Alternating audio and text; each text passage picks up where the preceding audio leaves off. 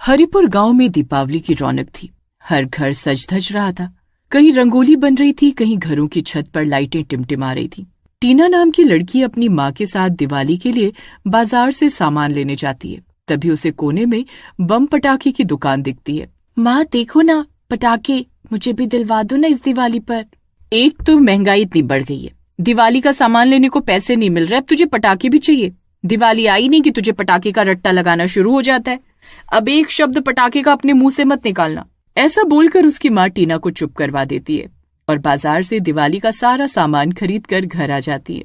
घर आकर टीना की माँ फटाफट अंदर चली जाती है क्योंकि उन्हें खाने की तैयारी भी करनी थी।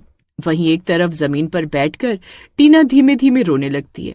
उसके आसपास के बच्चे फुलझड़ी, पटाखे, बम, चक्री जलाकर दिवाली के त्योहार का आनंद ले रहे थे और इधर बेचारी टीना बस दुख भरी निगाहों से उन्हें देख ही सकती थी। क्यों भगवान जी, आपने मुझे इतना गरीब क्यों बनाया जो मैं दिवाली पर अपने मनपसंद पटाखे भी नहीं खरीद सकती। जब भी मम्मी को बोलो वो मना करती है। काश आपने हमें भी इतने पैसे दिए होते तो हम भी अपना साल भर का त्योहार धूमधाम से मना पाते। टहलते टहलते और अपनी किस्मत को कोसते हुए वो घर से दूर एक बगीचे में पहुंच जाती है। उसी बगीचे में एक पीपल का पेड़ था जिसमें चुड़ैल बैठा करती थी। उस दिन अकस्मात टीना चुड़ैल के समय पर ही वहां पहुंच गई। चुड़ैल टीना को रोता देखती है तो वो मन ही मन जोर जोर से हंसने लगती है। जिसकी मुझे तलाश थी वो खुद ही चलकर मेरे पास आ गया। क्यों न चलकर देखा जाए क्या हो सकता है इस बार। चुड़ैल पेड़ से नीचे उतरती है। फिर चुड़ैल भोली भाली और मासूम शक्ल बनाकर टीना के पास आती है। अरे क्या हुआ बेटा, तुम खुशी के त्योहार वाले दिन ऐसे क्यों रो रही हो? देखो सब कितने खुश हैं और एक तुम हो जो इस बगीचे में अकेले बैठकर रो रही हो। क्या हुआ मुझे बताओ, क्या पता मैं तुम्हारी कोई मदद कर सकूं। अरे आप तो चुड़ैल हैं, मुझे मारना नहीं, मुझे जाने दो, मुझे मारना नहीं। अरे नहीं बेटा, मैं कोई बुरी चुड़ैल नहीं हूँ। लोगों ने तो बस मुझे बदनाम कर रखा है। मैं भला तुम्हें क्यों मारूंगी? तुमने मेरा क्या बिगाड़ा है? अच्छा बताओ क्या हुआ, तुम उदास क्यों? टीना चुड़ैल की बातें सुनकर थोड़ा संभलती है और सिसकते हुए कहती है, दिवाली पर सब बच्चों के पास पटाखे हैं, बस मुझे छोड़कर। मेरी माँ ने मुझे एक बम नहीं दिलाया। हमारे पास उतने पैसे ही नहीं है कि खाने के अलावा कुछ और खरीद सके।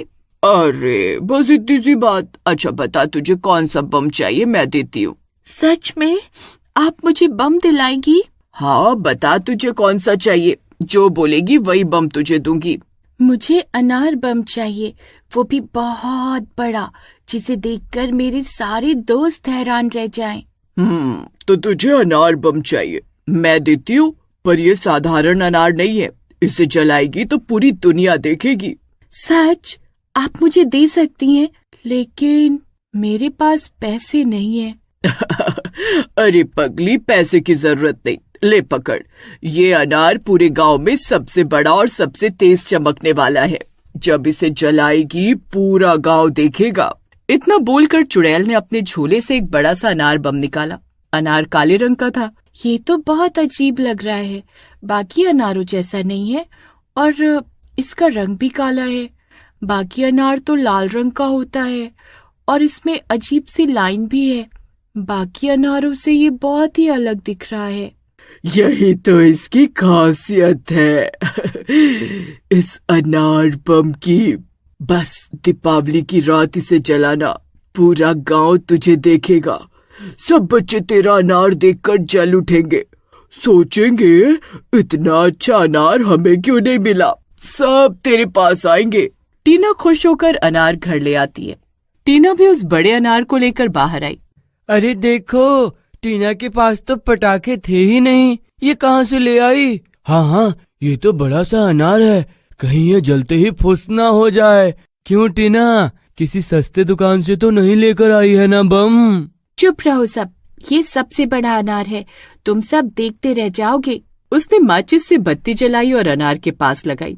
जैसे ही बत्ती लगी, अनार बम से नीली नीली आग की लपटें उठी। चिंगारियां इतनी ऊंची हो गई कि पास खड़े बच्चों के कपड़े झुलसने लगे। अरे भागो, ये अनार बम तो अलग ही है।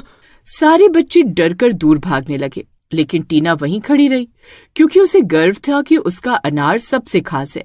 अचानक अनार फटने की बजाय हवा में तैरने लगा। उसके भीतर से किसी के हंस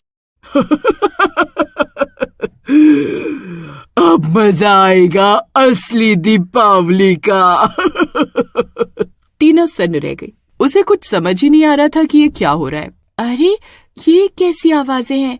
ये तो अनार बम सबसे खास था, पर ये तो कुछ रहस्यमयी माया लगती है। अनार हवा में घूमते घूमते फट गया, लेकिन उसमें से चिंगारी नहीं निकली, बल्कि धुएं के बीच से वही चुड़ैल असली रूप में निकल आई।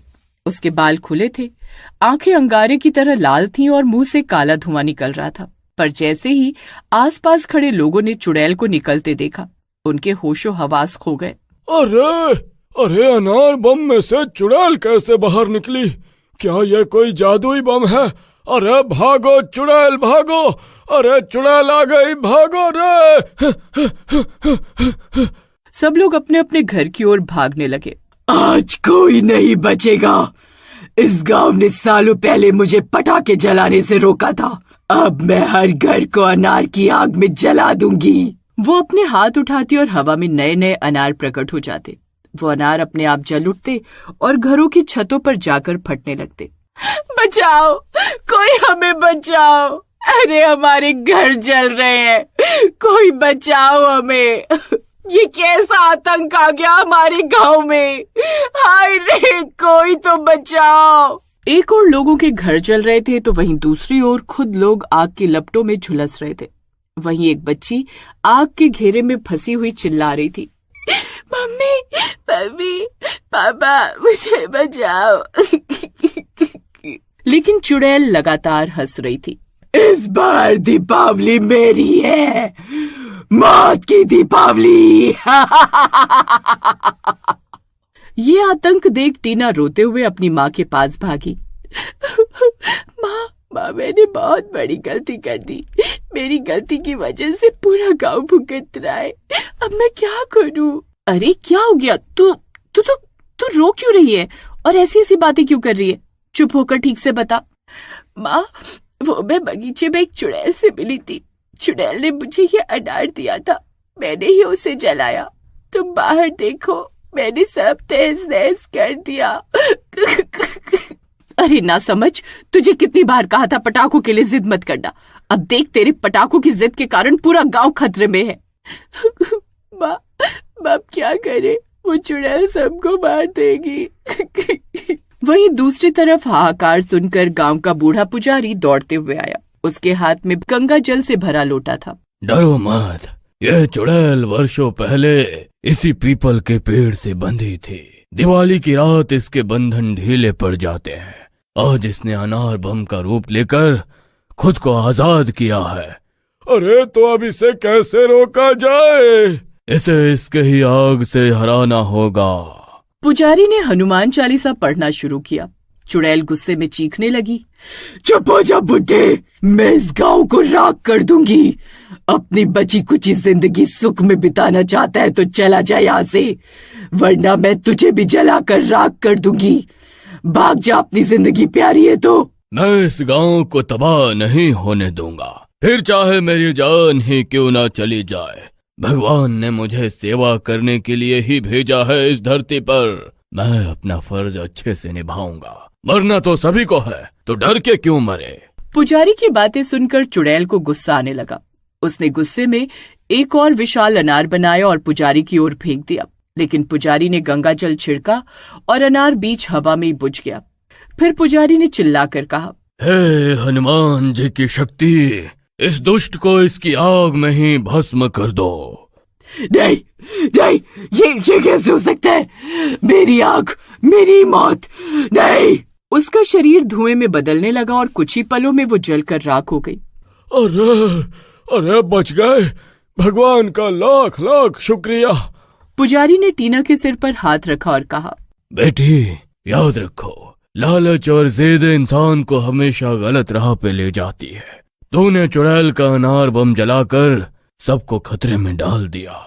गांव वाले दीपावली की बची खुची रात भगवान का धन्यवाद करते रहे। उस दिन से हरिपुर गांव में लोग पटाखे कम और दीपक ज्यादा जलाने लगे, क्योंकि सबको याद था कि कहीं अनार बम जलाने वाली चुड़ैल फिर से लौट ना आए।